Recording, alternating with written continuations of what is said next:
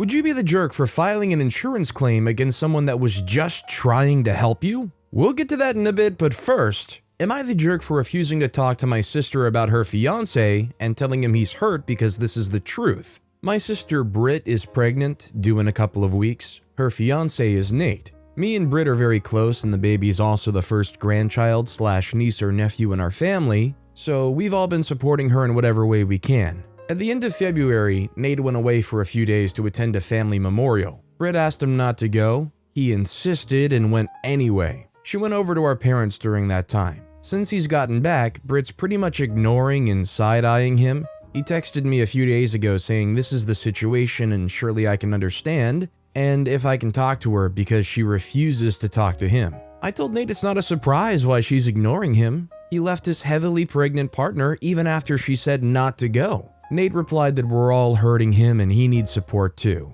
I was blunt and said he's hurt because this is the truth, that he left Britt alone. I can understand it's bad timing, but they could have gone to visit his family after the baby was born. He chose not to compromise. Right now, Britt is the one that needs the most support, and her biggest support should be him, her fiance, and father of her child. I also said I'm not going to talk to Britt about this, and she'll forgive him when she wants to.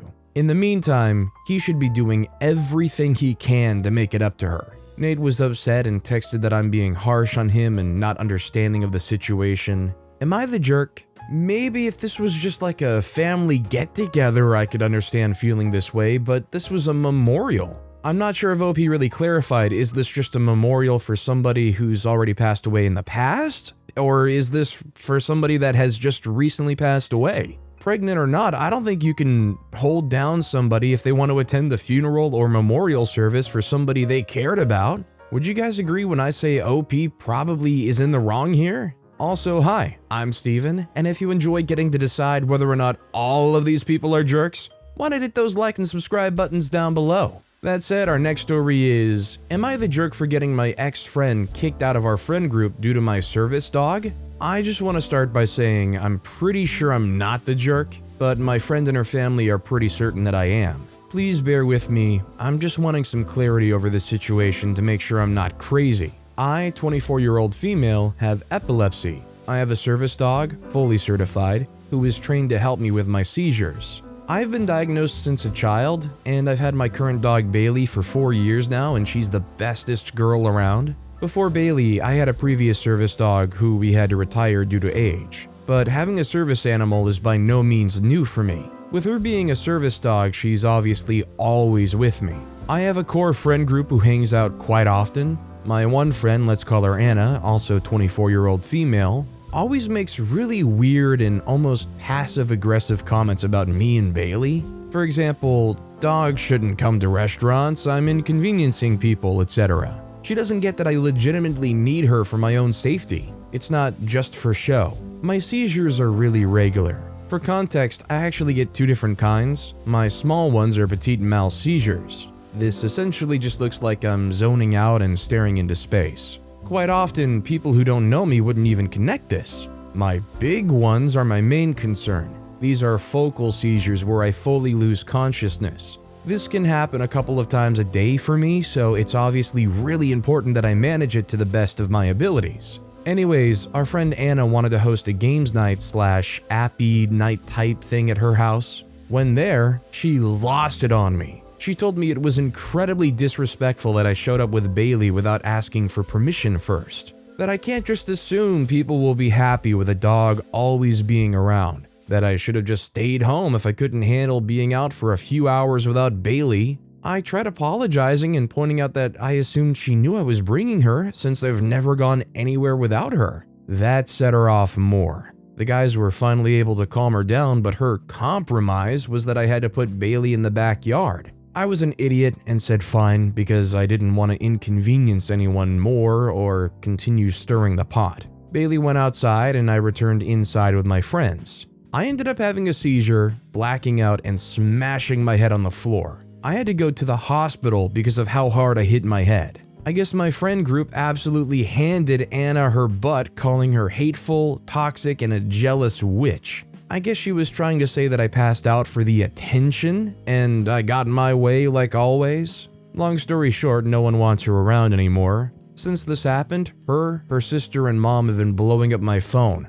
calling me the jerk, and demanding I fix the situation. And it's honestly getting to me, so Reddit, am I the jerk? I'm gonna take a page out of Anna's book and say OP's maybe posting this for the attention, because honestly, it's pretty clear cut. OP's not the jerk here. That's how clear cut this is. If you deal with seizures and you have to have that dog there, you should be expected to always have that dog with you. Anna's just straight up ridiculous. Our next story is, am I the jerk for getting my girlfriend a gift basket full of things she avoided during pregnancy? I, male 26, became a dad a month ago, hence why I'm posting at 4 a.m. I can't sleep. I got my girlfriend, female 24, who I was living with, pregnant. Her parents never really approved of me after that. When I brought her home after the birth, her parents came with us. I paid a buddy of mine to buy a bunch of things she couldn't have while pregnant or avoided while pregnant and put them in a basket. Some notable items were sushi, an expensive bottle of her favorite wine, and a Keurig machine.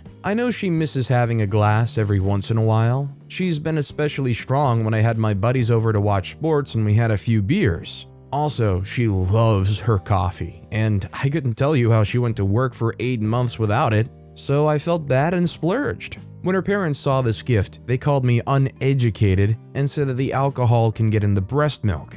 I told them that I did my research, and they said that it's immature to gift alcohol to a woman who just gave birth. I may be overthinking this, but am I the jerk? The parents are definitely overreaching here in my opinion, and I would suggest it's probably indicative that they don't really like OP that much. They're gonna try to find anything at fault. I think what OP did is a lovely gesture. Even if she can't have it right away, I don't know if that whole breast milk thing is true or not. I mean, getting back from the hospital after such a tough life experience and finding out your partner bought you all these things you liked that you couldn't have all that time, that would make me feel good. Our next story is, am I the jerk for thinking my mother-in-law's obsession with my son is absurd? I have a 4-year-old and I'm due with baby number 2 mid-year. My husband, 27, and I, 25, have been together since we were teens. Mother-in-law, 47, was jealous from the get-go of our relationship. I've read up a bit on this. It's to do with her not having their emotional needs met by a partner, so they subconsciously use their son to meet those needs. Then, when I fell pregnant with my now 4-year-old, she kept saying, "my baby," and sometimes she would slip and start referring to hubby as our child's brother. This continued my whole pregnancy, and she would boast about it to anyone and everyone. Then, when he was born, it all amplified. She wanted to take him to spend alone time with him from the time he was a couple weeks old, and would be offended when we said no. She would always say that grandma loves him more than his parents do. She would kick up a giant stink whenever she wasn't able to take him out alone. She never wanted to spend time with him around us. There were so many times where we tried to set boundaries, but she would always do it her way and guilt trip us. When we would do things together, she would physically push the pram out of my hands, and she would push the pram everywhere anytime we were together. I'll push my baby, and I was never allowed. She would never correct people if they assumed she was his mother. And as his parents, we thought that was too weird. He's always her grandson, but never ever is he our son. Anytime we do anything, it is always about her. It's like she's now using my son to meet her emotional needs, which, even though it's subconscious, to me it's sick. I've tried to place more boundaries, but always get met with guilt trips. When we go places together where my son will experience what I call firsts, all of those things are taken over by her. Even just small details like going to buy a drink. She needs to take him instead of us. She either takes him and does them without us, or I'll say, hey, maybe he could do that with his parents too, and she'll be unhappy, and making sure that he holds her hand, and he's sitting next to her and not us. She'll always make sure if he comes over to me that she gets his attention back onto her. She constantly tells him that she loves him the most. He's her favorite person. And anytime we do anything together, to make her the center of his attention. Now that I'm having another baby, also a boy, I've been worried it'll be the same thing all over again, but it's not. I caught her telling my son, Don't worry, you'll be grandma's favorite always. You're grandma's boy. You won't have to share. I'll always be your favorite person. And that is just horrible. She's saying things like, you and grandma can do things together and mom and dad can have the new baby. Am I the jerk for thinking that this is just absurd behavior? Yeah, I think OP and their husband have let this go on for way too long. I imagine it's hard and maybe even hurtful to have to put boundaries up that hard to your own mother. Maybe somebody that honestly until now has been a great mother, but you've got to. I mean, this is ridiculous, and it's going to hurt the kid too because they're gonna have some kind of weird attached obsession the longer this allows to go on as they grow older. This next story is, am I the jerk for reporting my classmates for joking that I have pretty privilege? Background, I'm female 23, one of only a few female students in a male-dominated course. Furthermore, I'm at a highly prestigious university, and I haven't really gotten along with the guys on my course. They're all very competitive, and I just don't really enjoy their company. Everything turns into a pissing contest, and they definitely take me less seriously because I'm a woman. I stopped interacting with them beyond the mere minimum and choose to hang out with other people. Anyway, I did well in our recent exams. I topped 2 out of the 4 exams we had so far. Our professor congratulated me during class. I wouldn't have advertised this myself. Ever since then, my interactions with a specific group of male classmates have gotten weird. They're now outright rude and challenged me aggressively in class discussions. We recently had some presentations, and one of them chose to do theirs on, to put it simply, pretty privilege. They specifically pointed to 2 papers that suggested that pretty female students get overscored in assessments. The other guys in the group snickered, and one even gave me a wink. Afterwards, I heard them in the hallway joking that they had experience with that themselves. I've been seeing a PhD student within our department for a month. He has literally nothing to do with our course. Well, we ran into one of my course mates A together. The next day in class, his friend B asked me if my boyfriend helped me with exams. He said this intentionally loudly and in front of the professor who heard this. I replied that I don't have a boyfriend because he's not my boyfriend. But then B pointed out that he'd run into me with the PhD student, making a point to say his name. The professor knows him. I just replied that we're only friends. They didn't let up. I heard that they discussed this thing in 2 more classes in earshot of the professors. Both times, they suggested that I got help for my exams. I wasn't even seeing him then. I didn't confront them, but this has been causing me so much anxiety, even without the exam accusations. I worked hard to get there, and I don't want to be known among the faculty for my dating life. I raised this issue with my supervisor without the intention of taking it any further, but I wanted her advice as a woman in academia. She convinced me to let her email their supervisors to remind them of proper conduct and described their treatment of an unnamed female student. She didn't name me, but they figured it out. They confronted me after class and asked why I would report their silly joke. Apparently, their supervisors are now very cold towards them and less interested in helping. It's not a formal complaint, only their supervisors know, but one of them, C, said his supervisor writes the reports for his financial aid and scholarship, and it was my fault if he lost out on that. I now feel a bit embarrassed, and this was compounded by a friend telling me I took it too far because C shouldn't lose out on his scholarship. So Reddit, am I the jerk? To me, oh god, I would feel so bad for this absolute jerk who puts down other people if they lost out on their scholarship. I say honestly, if their behavior leads to ramifications that lead to them losing out on their scholarship, they were the ones who chose to go down that path. They were the ones who chose to be insecure and outwardly misogynistic. What else is there to say? He sure as heck doesn't seem to be apologetic. OP should not feel bad or shameful for her or anybody else in a position to do so standing up for them. Our next story is, am I the jerk for asking my boyfriend to hold my bag while I use the restroom? Today I went to go see my boyfriend of 5 years and a few months. He and I went out today to get some ice cream, after which I said I needed to use the restroom. It wasn't the type of having to go where you have to go for 10 minutes or so, but more of a quick pee and exit. He wanted to eat his ice cream, so I asked him nicely to hold my bag and ice cream as I didn't want to put them on the floor. He began protesting, saying he wanted to eat his ice cream. I had to go, obviously, so I gave him my stuff and ran to the bathroom. I was upset to come out and find that he'd put my ice cream and bag on the floor and was standing there eating his ice cream. Normally, I don't ask him for things like that, but I didn't want to take my bag and food into the bathroom as they were kind of dirty. I got a little upset, and instead of saying anything, he starts laughing at me about it. Later, after I left, I tried texting him about it and letting him know I was upset, to which he responded that I needed to find another coat rack, and he proceeded telling me to shut the freak up.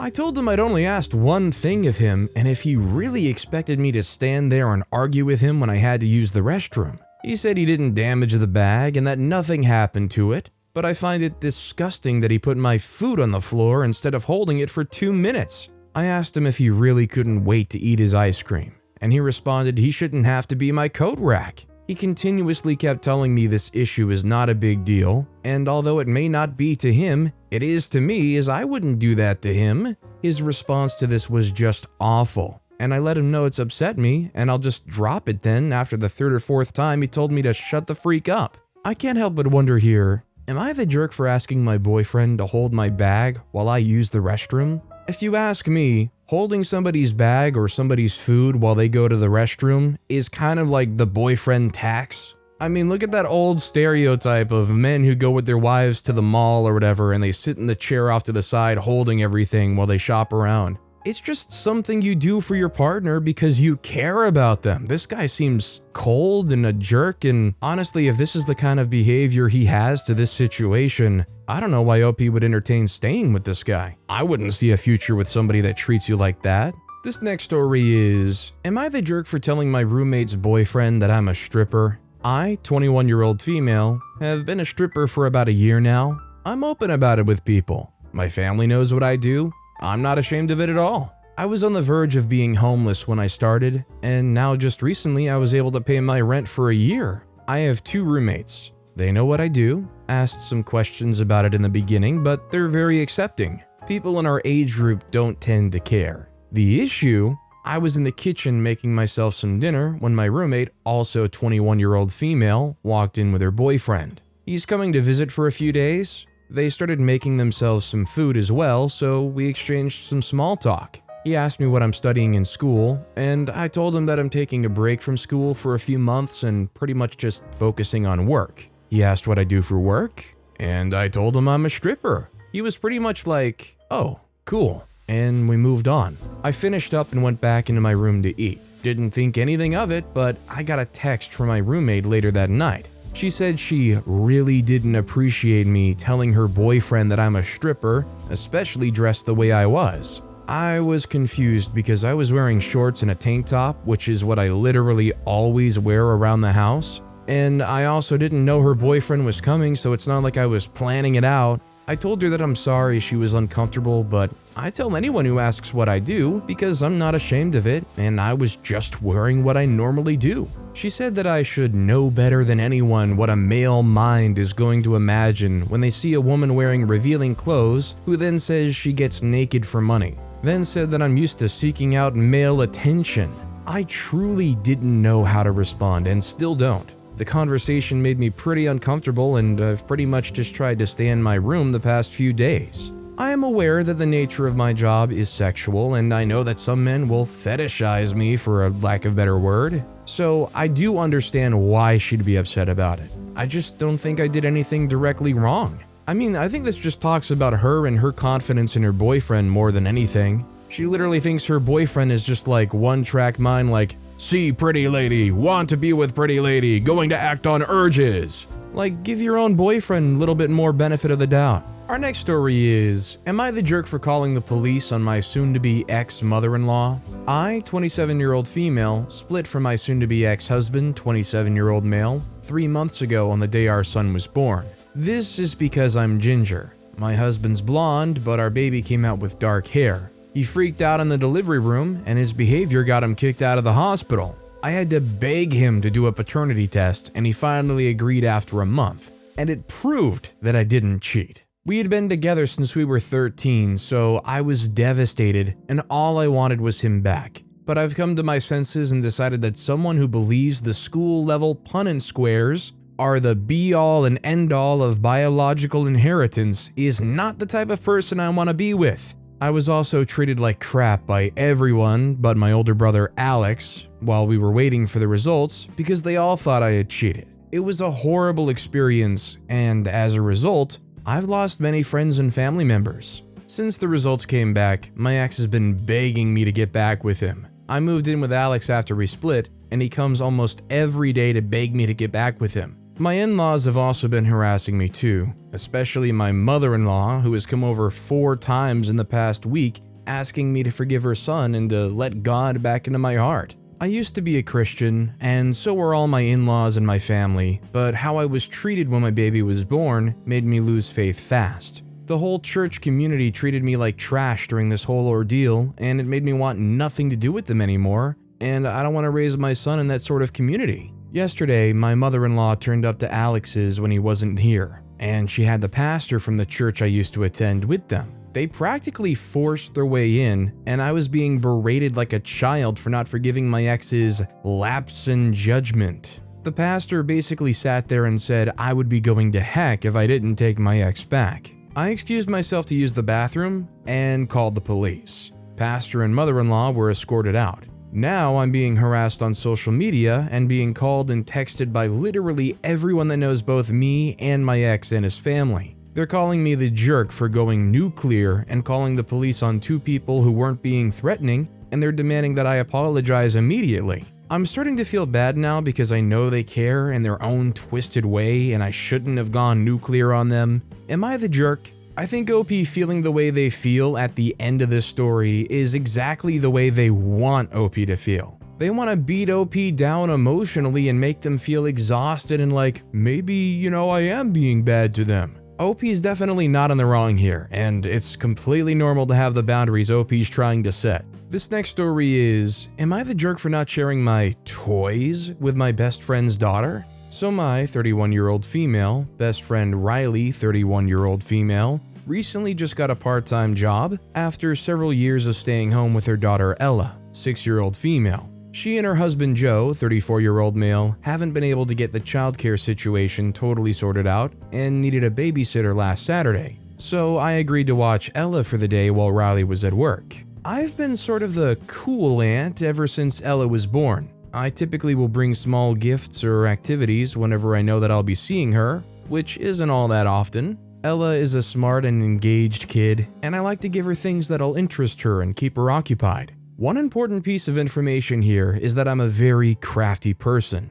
I have a small online store and also work with local businesses for selling and distributing small batches of my product, hand-painted wooden figurines. I thought it might be fun to introduce Ella into my hobby/business, so I ended up bringing 10 unpainted figurines to choose from, a few tubes of acrylic paint, and some paintbrushes. We immediately got to work, and Ella was so into it. She had an absolute blast painting her turtle figurine. But when it came time for me to leave, I started packing up all of my supplies and Ella became visibly upset. Riley insisted that I leave the supplies behind so that Ella could keep and play with them. I disagreed and basically said that I have no obligation to give away any of my belongings. I personally feel like I was more than generous by babysitting Ella on my day off. I do have a regular 9-to-5 job as well, and providing a fun activity for her. Riley pointed out that I have a pretty large stock of items at home, which is true, but still,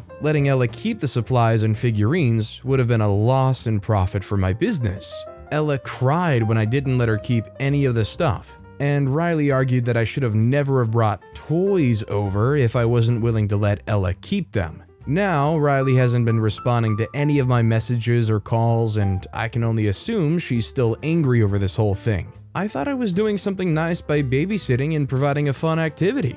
So I think OP bringing all the supplies over is fine if they take all the supplies back with them. I think whatever they make with the kid should probably get to keep, like the turtle figurine, which OP clarified they did let the kid keep the turtle figurine. I mean, look at it from a babysitting perspective. If you bring an activity bag with you, let's say you have board games or toys that kids might enjoy, are you expected to just leave that with each kid you babysit for and just get a new activity bag to start over with? I don't think so, especially not if you never intended to gift those things to them. Our next story is, am I the jerk for spending all my money that was supposed to be used to get us back home? My fiance's family invited us to go with them on a little vacation. They told us not to worry about money because they covered the Airbnb, so all we would have to pay for is gas. It's a 19-hour car drive. We arrived last Wednesday. My in-laws are so overbearing. Like, if I go and take a shower, they're knocking on the door within 3 minutes to check on me. If I go to the bedroom to have a minute to myself, they're yelling up to me within 5 minutes to see if I'm good. If I say I need to go for a walk to clear my head, they follow me and make it a family thing. If I want to go sightsee, they immediately get ready to go too, and coerce us to go to the sites they think I will enjoy versus what I would actually like. They sit there and talk to me and won't let me go to bed until after midnight, and then they're up knocking on the door at 6 a.m. to get me and my fiance downstairs for coffee. And they literally do not stop talking from sun up to sundown. I'm an introvert. I need space to refill my social bar. And since I've been here, I haven't had a moment to myself. I mean, not even being able to take a shower without being harassed is pissing me the freak off. I've talked to my fiance about it several times, and I've told him more than once I need me time. I need to stop being followed. I need to decompress.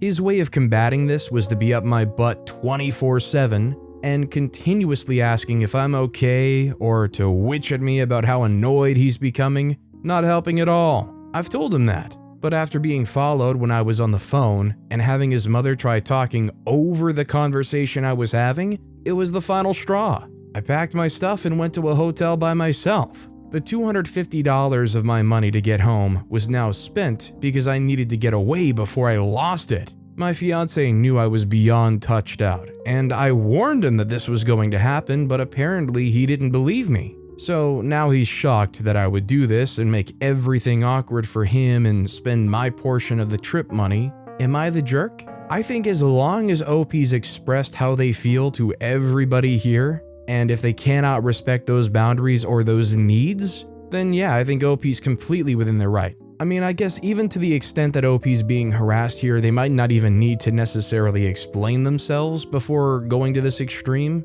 I mean, yeah, if you can't just go lay down for 30 minutes or take a shower without being harassed, I know that would drive me absolutely up the wall. Our next story is, am I the jerk for making an insurance claim against someone just trying to help me? I take my dogs for a run every afternoon to some fields about a 10-minute drive from my home. I load them up in the canopy in the back of my ute and pop the one window of canopy into the open position so my dogs can look at things and get some fresh air. The gas struts of the windows have failed, meaning the window no longer supports itself while open and drops down, so I wrap a strap around the inner strut to act as support, so the window doesn't drop down and close while going over bumps. I did the same thing that afternoon, but after getting home and dropping the dogs off, I needed to pop into the shops. Problem was, I forgot that I'd left the canopy window open while driving to the shops. On my way there, some bloke got out of his car at a set of traffic lights and runs over to my truck and attempts to close the canopy window for me, but because I braced it so well, he had to put extra force into trying to close it. I watched this all unfold in the mirror. It happened extremely fast, so I had no opportunity to tell him to stop. He put so much force into trying to close it for me that he completely shattered the window. The light went green, so we pulled over on the other side of the intersection. I got his details from him. He's 20 years old, driving an old 4-wheel drive, really nice kid. But am I the jerk for making an insurance claim to have the canopy replaced? It was an older canopy, so they couldn't make repairs. I do feel bad that he was only trying to help out, but in the same breath, I was left with a problem I never created. Should I have copped it on the chin? I left the window open mistakenly. He was just trying to be a good Samaritan and was extremely apologetic about it. He actually went back and cleaned glass off the road with a broom. He also cut his feet on the glass. Honestly, I myself can't really blame OP. A lot of people are saying, this is going to totally screw over somebody that was just a kid, he's 20 years old, and just trying to help out. His insurance costs are going to go way up for the next decade because of this. But at the same time, you had something working for you, they have no clue what the situation is, they shouldn't have rushed over and put their hands on your property, whether they think something's wrong or not. I mean, if this dude really wants to stop in the middle of traffic and go running towards a car, go up to the driver window and explain. Don't just try to He-Man some random person's window shut. But with that being said, that's all the time we have for today. Now, if you want to hear another absolutely crazy Am I the Jerk Here story, check out that video on the left. Or if you missed my latest video, check out that video on the right. That said, I'll see you all next time with some more stories.